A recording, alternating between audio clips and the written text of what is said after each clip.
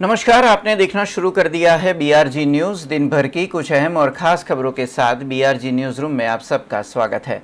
खबरों का सिलसिला शुरू करने से पहले एक नज़र आज की सुर्खियों पर।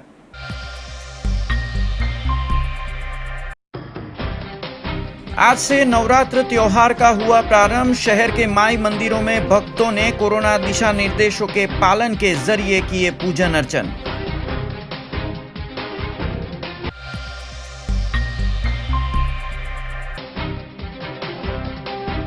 सामाजिक कार्यकर्ता अतुल गामेची ने RTI के जरिए किया बड़ा खुलासा। पालिका के बड़े पदाधिकारियों ने लॉकडाउन में सरकारी वाहनों का निजी इस्तेमाल किए होने का लगाया आरोप।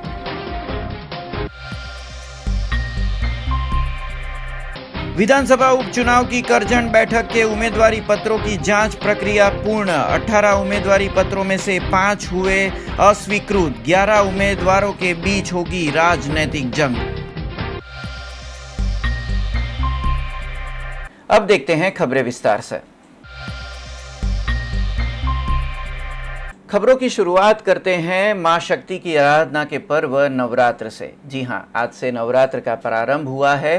तब इस वर्ष कोरोना काल में नवरात्र की उतनी रौनक नहीं दिखी है, पर शहर के माई मंदिरों में भक्तों ने मां अंबे के पूजन और आराधना की थी।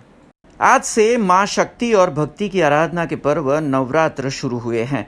तब शहर के माई मंदिरों में दर्शनार्थी पहुंचे थे। ये तस्वीरें MG रोड स्थित पौराणिक अंबे माता मंदिर की है, जहां भक्तों का तांता लग गया। कोरोना महामारी के बीच सैनिटाइजिंग समेत सोशल डिस्टेंसिंग के लिए वॉलंटियर्स की तैनाती की गई थी। भक्तों ने आज नवरात्र के पहले दिन मां अंबे के पूजन के साथ पर्व की शुरुआत की।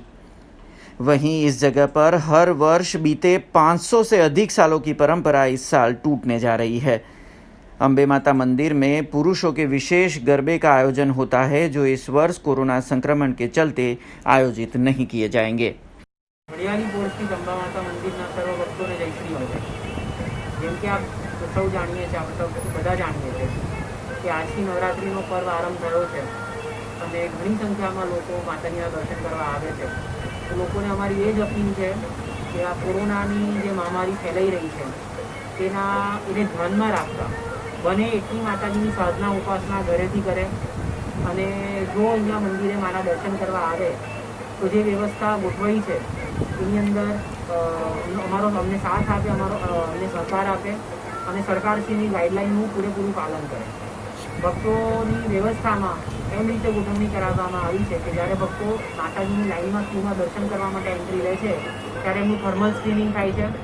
ત્યારબાદ જો ટેમ્પરેચર ઉપર્યું રેન્જમાં આવે તો એના બાદ એ લોકોને હાથમાં સેનિટાઈઝર આપ્યા બાદ માતાજીના દર્શન કરવા આગળ લેવામાં આવે છે અને ત્યાં પણ જે ડિસ્ટન્સિંગનું જે નિર્દેશિકા સરકારશ્રીએ આપી છે તે મુજબ જ માતાજીના દર્શન થઈ રહ્યા છે।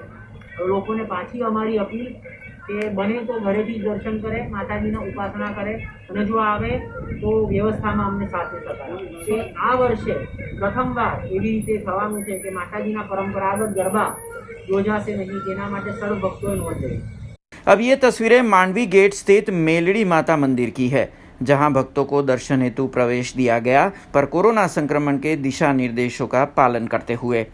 भक्तों को दर्शन के तुरंत बाद परिसर से निकलने की हिदायत दी जा रही थी, जिससे भीड़ न बढ़े और सभी भक्त मां के दर्शन का लाभ प्राप्त करें। कोरोना महामारी के बीच विधानसभा के उपचुनाव आयोजित होने वाले हैं और उसमें भी 147 करजन सीट की अगर बात करें तो उसमें नामांकन भरने की प्रक्रिया पूरी हो चुकी है। आज उम्मीदवारी पत्रों की जांच प्रक्रिया की गई, जिसमें सीट के लिए करीबन 18 नामांकन भरे गए थे। उनमें से 5 उम्मीदवारी पत्रों को अस्वीकृत घोषित किया गया है, जबकि 13 उम्मीदवारी पत्र को स्वीकृति मिली है और एक जानकारी के मुताबिक करीबन 11 उम्मीदवारों ने करजन सीट के लिए अपनी दावेदारी प्रस्तुत की है। 147 करजन विधानसभा सीट के उपचुनाव के लिए आज उम्मीदवारी फॉर्म की जांच प्रक्रिया की गई। इस सीट के लिए 18 उम्मीदवारी फॉर्म भरे गए थे, जिनमें से आज की जांच प्रक्रिया के बाद 5 उम्मीदवारी फॉर्म को अस्वीकृत घोषित किया गया है, जिससे अब 13 उम्मीदवारी फॉर्म को स्वीकृति दी गई है। दरअसल करजण विधानसभा सीट पे उपचुनाव में भाजपा और कांग्रेस के उम्मीदवार के बीच कांटे की टक्कर है। तब इस कोरोना महामारी के बीच 3 नवंबर को मतदान का कितना प्रतिशत रहेगा ये देखना होगा। फिलहाल आज उम्मीदवारी फॉर्म जांच प्रक्रिया को पूर्ण कर दिया गया है और आधिकारिक सूचना के मुताबिक 11 उम्मीदवार करजण सीट पर अपनी दावेदारी पेश करेंगे। आज रोज तारीख 17/10/2020 ના રોજ કરજણ વિધાનસભા એસી 147 કરજણ વિધાનસભા એસી ના ઉમેદવારી પત્રોની ચકાસણી સવારે 11 કલાકે રાખેલ હતી। કરજણ વિધાનસભા એસીની અંદર કુલ 18 ઉમેદવારી પત્રો રજૂ થયેલા હતા, જે ઉમેદવારી પત્રો એક પછી એક ચકાસતા કુલ 5 ઉમેદવારી પત્રો અમાન્ય ઠરેલ છે અને 13 ઉમેદવારી પત્રો માન્ય ઠરેલ છે। 13 ઉમેદવારી પત્રોની અંદર કુલ 11 ઉમેદવારની ઉમેદવારી નોંધાવેલ છે અને 13 ઉમેદવારી પત્રોને 11 ઉમેદવારો માન્ય ઠરેલ છે। अड़ुक्यो दड़ुक्यो Karelibaug sports and culture association और वडोदरा नवरात्रि फेस्टिवल संगठनों की ओर से इस साल कोरोना महामारी के चलते गरबे का आयोजन नहीं किया गया है, पर तीनों संगठनों की ओर से मां अंबे की मूर्ति की स्थापना की गई है। कारेलीबाग स्थित श्री कृष्ण हिंदी विद्यालय परिसर में मां अंबे के पूजन अर्चन नवरात्र के दौरान किए जाएंगे। कोरोना महामारी के बीच इस साल शहर में गरबा आयोजनों पर रोक है। श्रद्धा और आस्था के पर्व नवरात्र पे कोरोना काल में मां अंबे की स्थापना, पूजन और आरती की मंजूरी दी गई है। तब शहर के मशहूर 3 गरबा आयोजक संगठनों ने मां अंबे की स्थापना की, जिसमें अड़ुक्यो दड़ुक्यो कारेलीबाग स्पोर्ट्स कल्चर एसोसिएशन और वडोदरा नवरात्रि फेस्टिवल संगठनों ने श्री कृष्ण हिंदी विद्यालय में मां अंबे की मूर्ति का स्थापन किया। नवरात्र के 10 दिन ये संगठन मां शक्ति की आराधना भक्ति भाव से इस परिसर में करेंगे और वो भी कोरोना संक्रमण से बचाव के दिशा निर्देशों के पालन के साथ।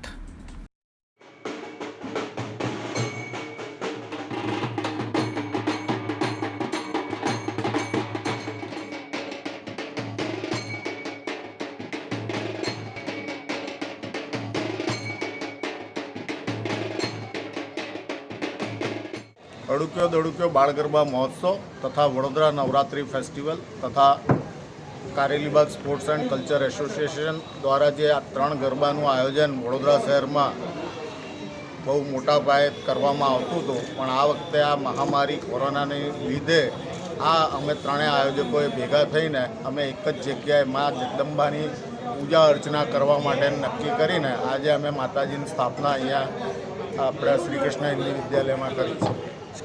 નવરાત્રિ મહાપર્વની ઉજવણી આ વખતે વડોદરા નવરાત્રિ ફેસ્ટિવલ અડુક્યો દડુક્યો બાલ ગરબા મહોત્સવ અને Karelibaug cultural sports and cultural association દ્વારા જે ગરબા આયોજન થતું હતું એ ગરબાનું આયોજન હવે માતાજીની આરાધના કરી, આરતી કરી, થાળ ધરાવી અને જેમ પહેલાં પણ અમે કીધું હતું એ રીતે માતાજીની 9 દિવસની આરાધના, તપશ્ચર્યા અને આરતી, સેવા પૂજા કરવામાં આવશે અને એ રીતે માં જગદંબાના આશીર્વાદ મેળવી અને આ વહેલામાં વહેલી તકે આ કોરોના નામની મહામારી છે એમાંથી મનુષ્ય જાતિ રાહત મળે એ જ ઉદ્દેશથી માતાજીનું સ્થાપન કરવામાં આવેલું છે અને એ જ અપેક્ષા સાથે કે મા જગદંબા આ સમગ્ર માનવ જાતિને આ કોરોના મહામારીમાંથી ઉગારે એ જ મા જગદંબાને પ્રાર્થના। करीबन 7 महीने के अंतराल के बाद अब केवड़िया में रौनक लौटी है। जी हाँ, आज से दुनिया की सबसे ऊंची प्रतिमा स्टैच्यू ऑफ यूनिटी को सैलानियों के लिए खोल दिया गया है। कोरोना दिशा निर्देशों का पालन करते हुए स्टैच्यू ऑफ यूनिटी का दीदार अब पर्यटक कर पाएंगे। विश्व की सबसे ऊंची प्रतिमा स्टैच्यू ऑफ यूनिटी में 7 महीने के बाद एक बार फिर अब सैलानियों के लिए प्रवेश शुरू हो गया। फिलहाल 2 घंटों के अंतराल में ऑनलाइन बुकिंग के जरिए पर्यटक सरदार वल्लभ भाई पटेल की आसमान छूती प्रतिमा का दीदार कर पा रहे हैं। एक दिन में 2500 लोगों को स्टैच्यू ऑफ यूनिटी देखने की अनुमति दी जाएगी, जिसमें 500 लोग ही 193 मीटर की ऊंचाई पर आई व्यूइंग गैलरी तक जा पाएंगे।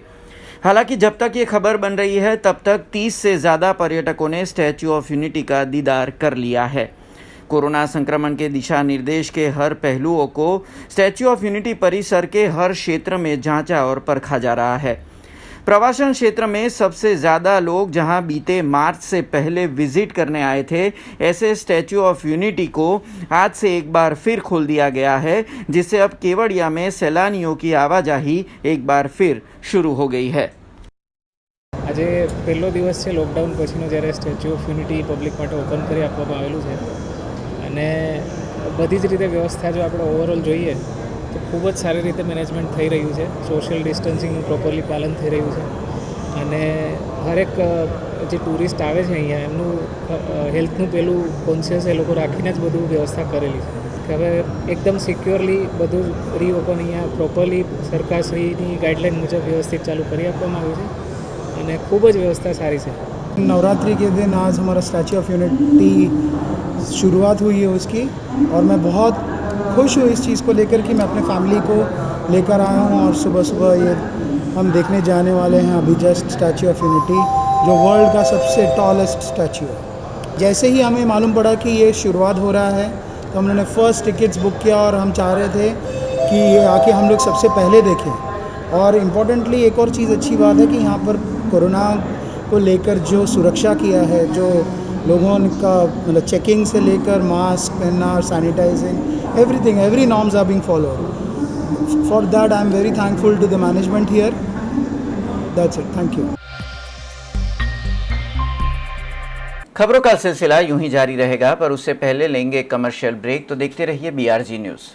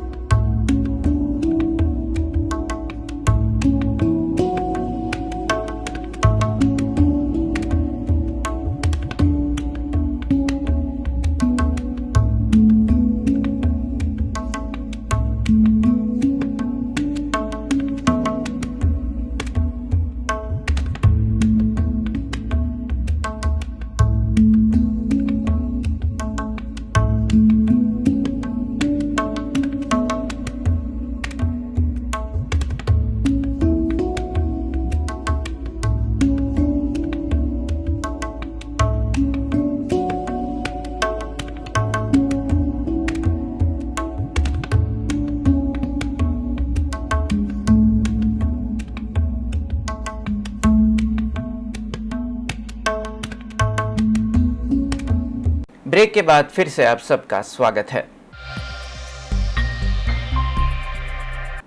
अक्टूबर माह को ब्रेस्ट कैंसर अवेयरनेस मंथ के रूप में मनाया जाता है। तब बड़ौदा शहर की SCG अस्पताल की ओर से एक नया प्रयास किया गया है, जिसमें बड़ौदा के करीबन 11 ऐतिहासिक स्थलों को गुलाबी रोशनी में सराबोर किया गया है, जिसके जरिए ब्रेस्ट कैंसर अवेयरनेस की जन जागृति फैलाई जा रही है। हर साल अक्टूबर महीना ब्रेस्ट कैंसर अवेयरनेस मंथ के तौर पर मनाया जाता है। वहीं भारतीय महिलाओं में स्तन कैंसर के मामले अधिक सामने आते हैं। बड़ौदा की SCG कैंसर अस्पताल की ओर से ब्रेस्ट कैंसर जागरूकता के लिए एक प्रयास किया गया है, जिसमें 16 से 18 अक्टूबर तक शहर के ऐतिहासिक धरोहरों को पिंक रोशनी से सजाया गया है। SCG કેન્સર ઇન્સ્ટિટ્યૂટ દ્વારા કરવામાં આવ્યું છે અને એનો હેતુ એ છે કે દરેક સ્ત્રીને ખબર પડે કે બ્રેસ્ટ પર તપાસ કરવી જોઈએ, બ્રેસ્ટની બી સંભાળ લેવી જોઈએ. બ્રેસ્ટ કેન્સર એવું છે કે હોર્મોનલ ડિપેન્ડન્ટ છે, એટલે જ્યારે હોર્મોન શરીરમાં ઓછા થાય ત્યારે બ્રેસ્ટમાં ચેન્જીસ આવે. હવે એ વખત જો વુમન કેરફુલ ના હોય અને પોતાની બ્રેસ્ટનું ધ્યાન ન રાખે તો કેન્સર ડેવલપ થવાના ચાન્સ રહે. અને કેન્સર એવી વસ્તુ છે કે તમે જેટલું જલ્દી એને શોધી કાઢો અને જેટલી જલ્દી એની ટ્રીટમેન્ટ આપો તો લગભગ ક્યોરેબલ છે. અને દરેક વુમને પોતે સમજવું જોઈએ કે પોતે સારા હશે તો આખા કુટુંબને સારા રાખી શકશે, સોસાયટીને સારી રાખી શકશે. અવેરનેસમાં આજ તો એ લોકોને અમે pink is the colour for the breast cancer. આજ અમે આ પિંક સિટી કરીએ છીએ, એટલે હેરિટેજ સાઇટ ઉપર LCD લગાડેલા છે. ત્યાં 2 કેન્સર સર્વાઈવલ પેશન્ટ હશે, એની સાથે અમારા 2 માણસો હશે અને એ લોકો બોલશે હેરિટેજ સાઇટ ઉપર. અને એના થ્રુ અમે કહેવા માંગીએ છીએ એ લોકોને કે ભાઈ તમે કોઈ પણ રીતે તમારી જાતને ઇગ્નોર ના કરો, કારણ કે યુઝ્યુઅલી લેડીઝની આદત હોય છે કામ કામ કામ કામ, મટી જશે, એ થશે, વાંધો નહીં, એ મટી જશે, થશે નહીં. તમે તમારી જાતને તપાસ કરાવો અને योग्य ट्रीटमेंट लो. वहीं हर ऐतिहासिक स्थल पर ब्रेस्ट कैंसर से उभरी महिला और HCG हॉस्पिटल के मेडिकल कर्मी स्तन कैंसर के बारे में जागरूकता फैला रहे हैं. 11 ऐतिहासिक स्थल जो बड़ौदा में है, वहां हर शाम ये प्रयास किया जाता है, जिससे महिलाएं स्तन कैंसर के प्रति जागरूक हो और इसके इलाज के लिए शर्म छोड़कर सामने आए. ऑक्टोबर એટલે સ્તન કેન્સર અવેરનેસ મંથ ગણાય છે પૂરી દુનિયાભરમાં, અને આ મહિનાનો હેતુ એટલો જ છે કે આપણે સ્તન કેન્સર વિશે જાગૃતતા અને જાણકારી જેટલી બને એટલી લઈએ.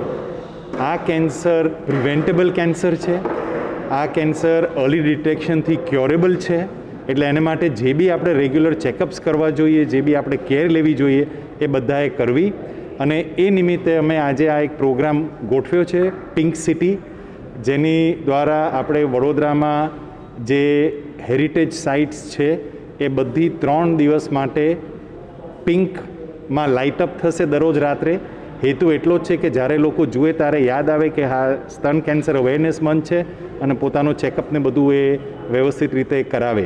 એટલે આ pink city festival, light up the city pink as part of our awareness for breast cancer, Pinktober month, આ HCG તરફથી એક બહુ નમ્ર પ્રયાસ છે કે બ્રેસ્ટ કેન્સર અવેરનેસ બધા લોકોમાં થાય અને બ્રેસ્ટ કેન્સરની આપણી રેટ્સ ઓછી થઈ જાય.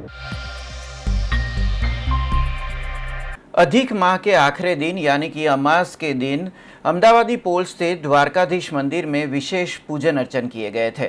राज्य कक्षा के मंत्री योगेश पटेल की उपस्थिति में द्वारकाधीश मंदिर में हिंडोला और मनोरथ किए गए. कल अधिक मास पूरा हुआ और उसका अंतिम दिन यानी कि अमास के दिन अहमदाबादी पोल पर आए द्वारकाधीश मंदिर में विशेष पूजन किए गए थे. राज्य कक्षा के मंत्री योगेश पटेल की उपस्थिति में भगवान के हिंडोला दर्शन रखे गए. वहीं नागरवेल के पत्ते का मनोरथ किया गया था. आपको बता दें, बीते कई सालों से अमास के दिन द्वारकाधीश मंदिर में ऐसे मनोरथ किए जाते हैं. तब स्थानिक निवासियों ने भी इस विशेष पूजन के कार्य में अपनी उपस्थिति दर्ज करवाई थी. खास કરીને અધિક માસનો આજે છેલ્લો દિવસ, અમાસનો દિવસ છે.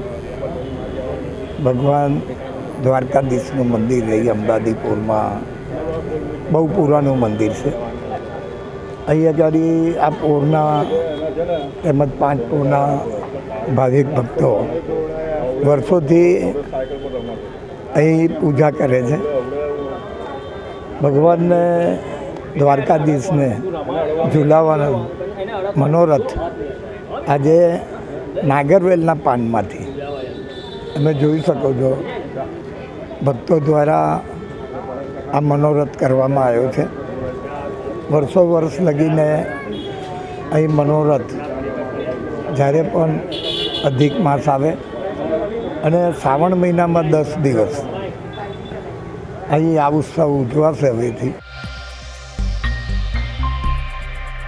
सामाजिक कार्यकर्ता ने RTI के जरिए एक बड़ा खुलासा किया है, जिसमें बड़ौदा महानगर पालिका के मेयर, डेप्यूटी मेयर, स्थायी समिति के चेयरमैन और विरोध पक्ष के नेता सरकारी वाहनों का निजी इस्तेमाल करते होने का आरोप लगाया गया है.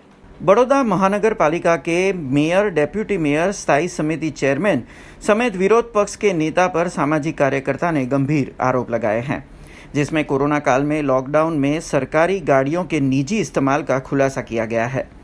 सामाजिक कार्यकर्ता अतुल गामेची ने एक RTI में ये खुलासा किया है, जिसमें पालिका के इन पदाधिकारियों ने लॉकडाउन में सरकारी वाहनों को अपने निजी काम के लिए उपयोग में लिए होने का रिकॉर्ड सामने आया है.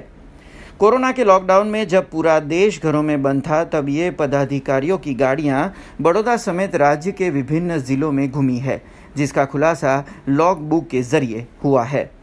ભારતમાં ગુજરાતમાં જે રીતનો કોરોના વાયરસ સંક્રમણ ફેલાયો હતો ત્યારે લોકડાઉન કરવામાં હતું. લોકડાઉનથી લઈને અનલોક 1 સુધીમાં વડોદરા શહેરના મેયર સાહેબ, વડોદરા શહેરના ચેરમેન, ડેપ્યુટી મેયર અને વિપક્ષના નેતાએ ગાડી ક્યાં ક્યાં ફરાવી છે તેની એક માહિતી અધિકાર અધિનિયમ મુજબ માહિતી માંગી હતી. તેમાં ચોંકાવનારો ઘટસ્ફોટ થયો છે કે મેયર સાહેબે દરરોજ ગાડી ફરાય છે, પરંતુ ગાડીમાં લખવામાં આવ્યું છે, લોકબુકમાં લખવામાં આવ્યું છે કે મેયર સાહેબની વર્દીમાં ક્યાં ગયા છે લખવામાં નથી આવ્યું. તેવી જ રીતે કહી શકાય કે ડેપ્યુટી મેયરની જે માહિતી માંગી છે, ડેપ્યુટી મેયરની માહિતીમાં ડેપ્યુટી મેયરશ્રી દ્વારા આ ગાડીને અલગ અલગ જગ્યાએ ફરાવવામાં આવી છે. નડિયાદ, ભરૂચ, આણંદ, ચાણસદ, ગાંધીનગર, અમદાવાદ, બોટાદ, સુરત, કલોલ, કાંકરિયા આવી અનેક જગ્યાએ ડેપ્યુટી મેયરે ગાડી ફરાવી છે.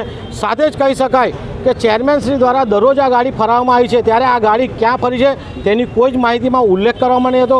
અને આ 3 શાસકના નેતાઓ દ્વારા વારંવાર અમદાવાદ અને કમલમમાં ગાડી લઈ ગયા છે, પરંતુ વડોદરા શહેરની જનતા માટે કોરોના સંક્રમણ ફેલાયું ત્યારે ક્યાંય ગયા નહોતા.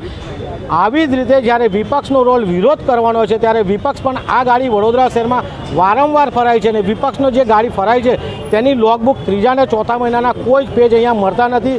જે પેજ મળ્યા છે તેમાં વિપક્ષે ગાડી કેટલાક કિલોમીટર ક્યાં ફરાય છે તેનો પણ કોઈ જગ્યાએ અહીંયા આંકડાકીય માહિતી નથી.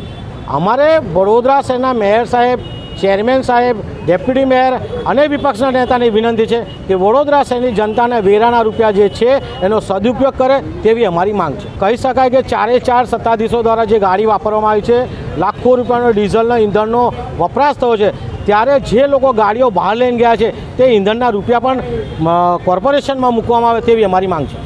सामाजिक कार्यकर्ता अतुल गामेची के आरोप पर स्थायी समिति के अध्यक्ष सतीश पटेल की प्रतिक्रिया सामने आई है, जिसमें उन्होंने सभी आरोपों को झूठा बताते हुए इसे एक राजनीतिक स्टंट करार दिया है.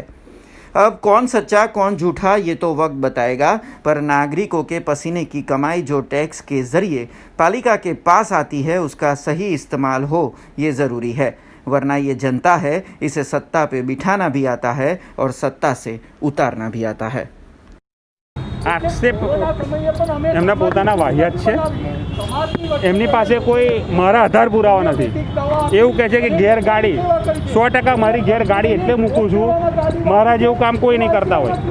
આજે મને 4 વખત લેવા વ્હીકલપુરથી ડ્રાઈવર આવે, સવારે લેવા પાછો જાય, બપોર પાછો સાંજે, બપોરે લેવા પાછો સાંજે ઘેર મૂકવા જાય.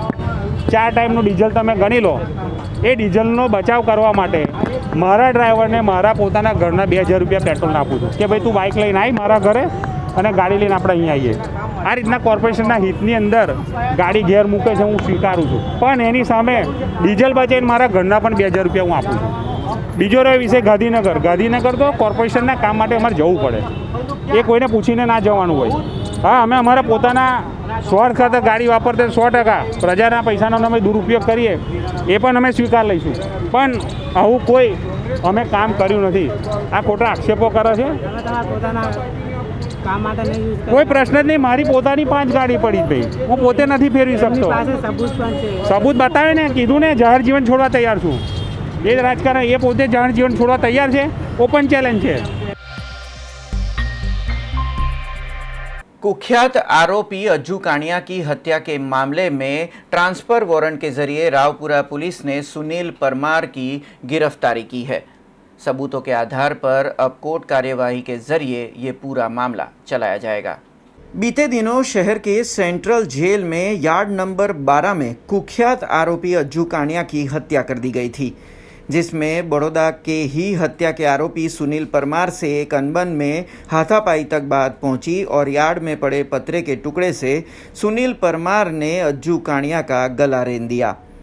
रावपुरा पुलिस स्टेशन में एफआईआर दर्ज होने के बाद सुनील परमार को ट्रांसफर वारंट से गिरफ्तार कर लिया गया है.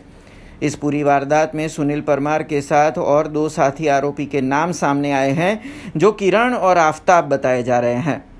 इन दोनों के भी ट्रांसफर वारंट की प्रक्रिया शुरू कर दी गई है. तब अब सबूतों के आधार पर इस हत्या के मामले में कोर्ट कार्यवाही की जाने वाली है.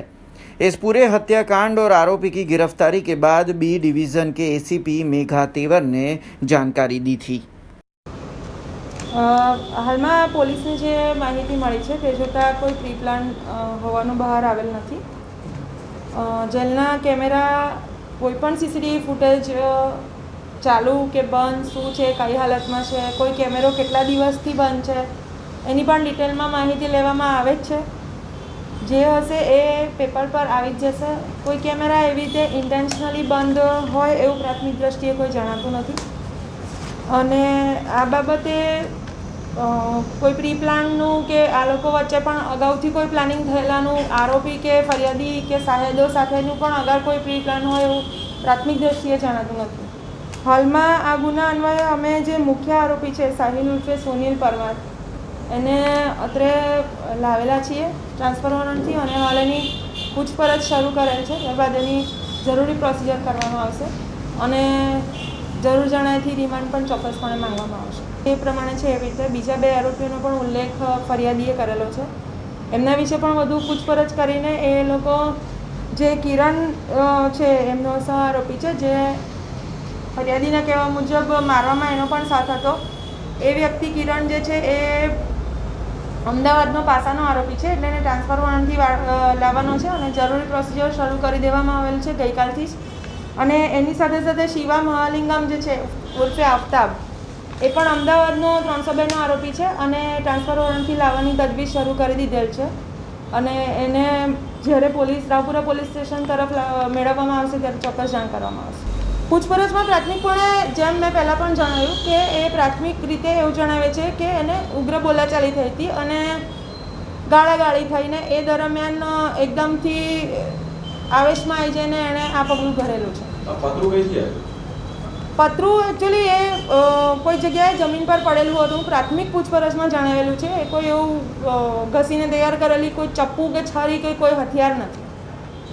એ પણ પોલીસે કબજે લેવાનો પ્રોસેસ करेलो है।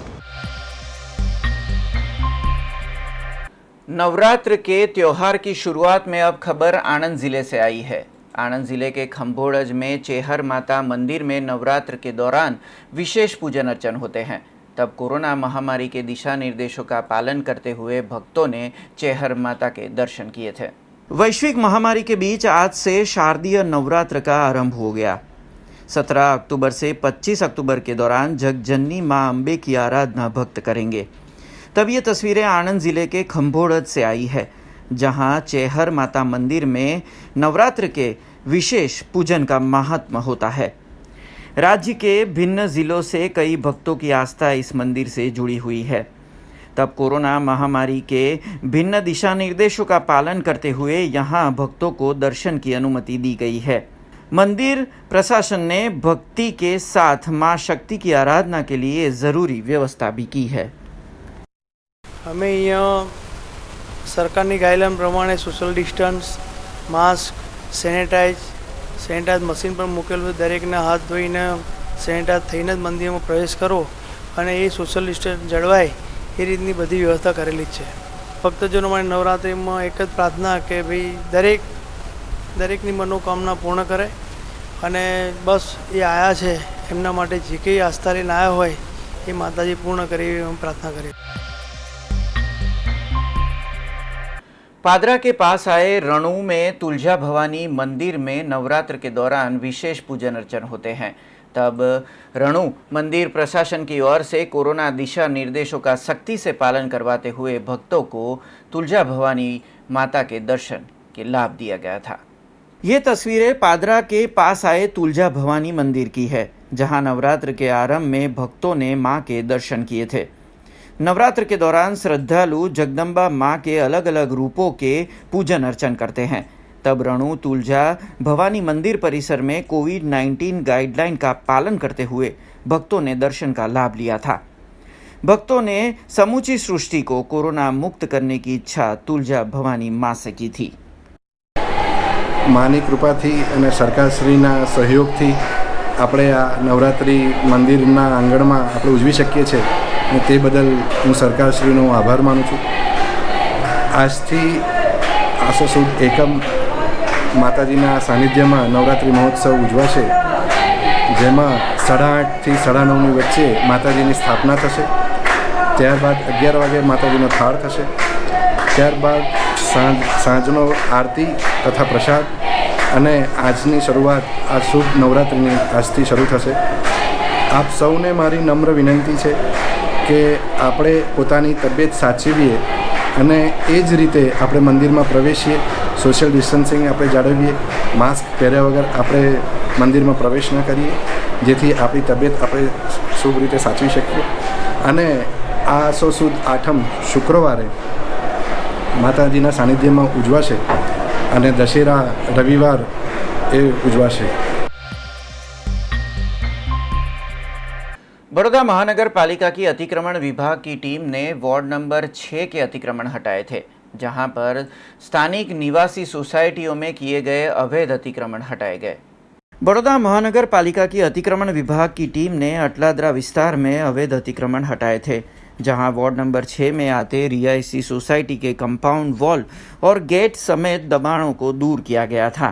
टीपी 20 विस्तार में ये कार्यवाही की गई थी. करीबन 50 फीट जितने अवैध कंपाउंड वॉल भी तोड़े गए थे. इस पूरी प्रक्रिया में जेपी रोड पुलिस समेत जीईबी और फायर विभाग के कर्मी भी मौजूद रहे.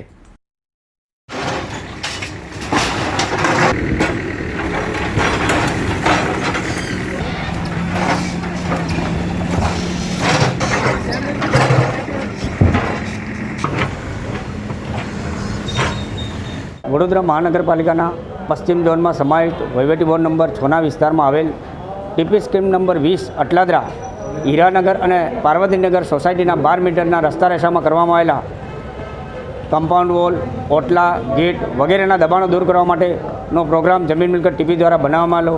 આ સાથે જેપી પોલીસ સ્ટેશનનો staff, fire brigade, MGV cell, street light અને દબાણ શાખાની ટીમ સાથે રાખીને 50 ફૂટ જેટલા મેપલ વિસ્ટાના પાક્કા આરસીસી ઓટલાનું દબાણ દૂર કરેલ છે, તેમજ કમ્પાઉન્ડ વોલ અને गेट वगैरह दबाणों दूर करेल છે. महाराजा सयाजीराव यूनिवर्सिटी की कॉमर्स फैकल्टी की मेन बिल्डिंग में मां सरस्वती की मूर्ति का स्थापन किया गया है. तब आज नवरात्र के पहले दिन एजीएसयू ग्रुप की ओर से मां सरस्वती के पूजन अर्चन किए गए थे. महाराजा सयाजीराव यूनिवर्सिटी के फैकल्टी ऑफ कॉमर्स की मेन बिल्डिंग पर ऑल गुजरात स्टूडेंट यूनियन के सदस्यों की ओर से आज नवरात्र के पहले दिन पूजन किए गए. मेन बिल्डिंग परिसर में रखी मां सरस्वती की मूर्ति के पूजन छात्र सदस्यों ने किए थे, जिसके बाद एजीएसयू ग्रुप के सभी छात्र पैदल एमजी रोड स्थित मां अंबे के मंदिर के लिए निकले थे. भक्ति और आस्थाનો ત્રિવેણી સંગમ એટલે નવરાત્રિનો તહેવાર જ્યારથી શરૂ થઈ રહ્યો છે તે નિમિત્તે આજે faculty of commerce main building ખાતે મા સરસ્વતીની પૂજા અર્ચના કરવામાં આવી છે.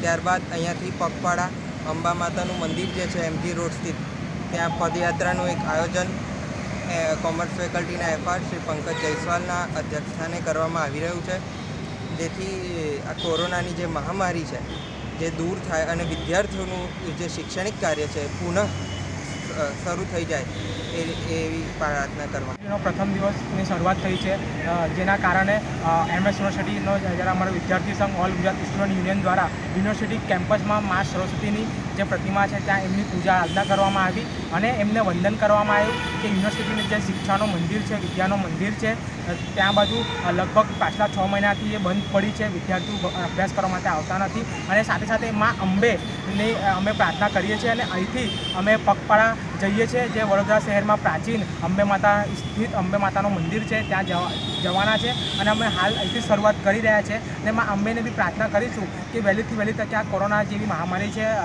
દૂર જાય અને સામાન્ય જીવન જે અસ્તવ્યસ્ત છે પાછું પાટા પર લોટે અને યુનિવર્સિટી વહેલી તકે શરૂ થાય, જેથી વિદ્યાર્થીઓ હજારોની તાદાદમાં એ અભ્યાસ કરવા આવે છે એ લોકો અભ્યાસ શરૂ કરી શકે અને પાછી ખુશખુશાલી આવી શકે. जीवन भारती से बहुचराजी की ओर जाता रास्ता बीते कई महीनों से वन वे कर दिया गया है. धीमी रफ्तार से चल रहे काम के खिलाफ सामाजिक कार्यकर्ता ने आज पालिका को आवेदन दिया. जीवन भारती से बहुचराजी तक के रोड को बीते कई समय से वन वे किया गया है. उस रास्ते पर लगातार कई महीनों से काम चल रहा है. तब आज सामाजिक कार्यकर्ता ने इसके खिलाफ आवेदन दिया, जिसमें धीमी रफ्तार से चल रहे काम को 10 दिनों में पूरा करने की बात कही गई. जीवन भारती से बहुचराजी तक के रास्ते पर एम्बुलेंस, सब वाहिनी जैसे वाहनों की आवाजाही रहती है. वहीं बहुचराजी मंदिर पर भक्त नवरात्र के समय में आते हैं. तब पालिका इस रास्ते पर चल रहे काम को जल्द खत्म करे ऐसी मांग के साथ सामाजिक कार्यकर्ता कमलेश परमार ने आवेदन दिया था. હાલ વડોદરા શહેર સ્માર્ટ સિટી તરફ જઈ રહ્યું છે. બીજી બાજુ વડોદરા શહેરમાં આવેલ જીવન ભારતી 4 રસ્તાથી બહુચરાજી જવાનો મુખ્ય માર્ગ છે. આ રોડ સતત 8 થી 9 મહિનાથી બંધ હાલતમાં છે. એક સાઈડનો રોડ ચાલુ રાખવામાં આવ્યો છે. કોન્ટ્રાક્ટર દ્વારા ગોકળ ગતિએ કામ કરી રહ્યા છે. અમારી માંગણી એક જ છે કે એ રોડ ઉપરથી સ્મશાન યાત્રા તેમજ એમ્બ્યુલન્સો અવરજવર વધુમાં વધુ થઈ રહી છે. સાથે સાથે આ નવરાત્રિનો તહેવાર છે. નવરાત્રિમાં ત્યાં ગાડી બહુચરાજી માતાનું મંદિર આવેલું છે. ત્યાં ગાડી હજારો સંખ્યામાં ભક્તો અવરજવર કરતા હોય છે. એટલે કમિશનર સાહેબને, મેયર સાહેબને, ચેરમેન સાહેબને અમારી એક માંગણી છે કે આ રોડ જો 10 દિવસની અંદર નહીં બને તો આવનાર 10મા દિવસે હું આ મરણ અપવાસ પર બેસવાનો છું અને તેની તમામ જવાબદારી વડોદરા શહેરના મેયરશ્રી, કમિશનરશ્રી અને ચેરમેનશ્રીની રહેશે. नवरात्र त्योहार का प्रारंभ हो गया है और गुजरात में खास नवरात्र त्योहार में गरबा का महत्व रहता है, पर इस साल कोरोना महामारी के बीच राज्य सरकार की ओर से गरबा नहीं आयोजित करने के निर्देश जारी किए गए हैं. सिर्फ मां अंबे के पूजन और आरती की इजाज़त दी गई है, पर गुजरातियों को गरबा करने से कोई नहीं रोक सकता. ऐसा ही एक वीडियो वायरल हो रहा है जिसमें सब्जी के व्यापारी सब्जियों के साथ गरबा करते नजर आ रहे हैं. आप भी देखिए ये वीडियो.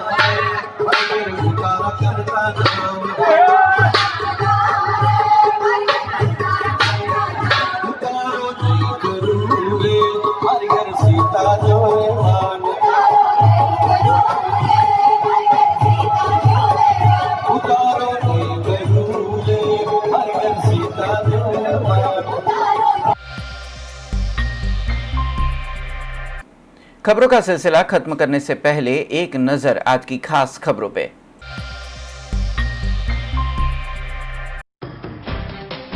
आज से नवरात्र त्योहार का हुआ प्रारंभ। शहर के माई मंदिरों में भक्तों ने कोरोना दिशा निर्देशों के पालन के जरिए किए पूजन अर्चन।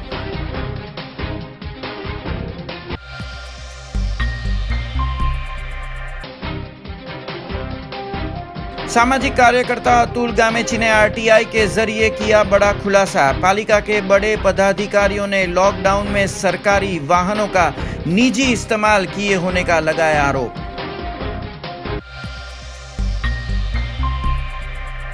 विधानसभा उपचुनाव की करजन बैठक के उम्मीदवारी पत्रों की जांच प्रक्रिया पूर्ण। 18 उम्मीदवारी पत्रों में से 5 हुए अस्वीकृत। 11 उम्मीदवारों के बीच होगी राजनीतिक जंग। ये थी अब तक की खबरें। कल नई खबरों के साथ फिर से उपस्थित होंगे। तब तक BRG न्यूज़ की पूरी टीम को इजाजत दीजिए। नमस्कार।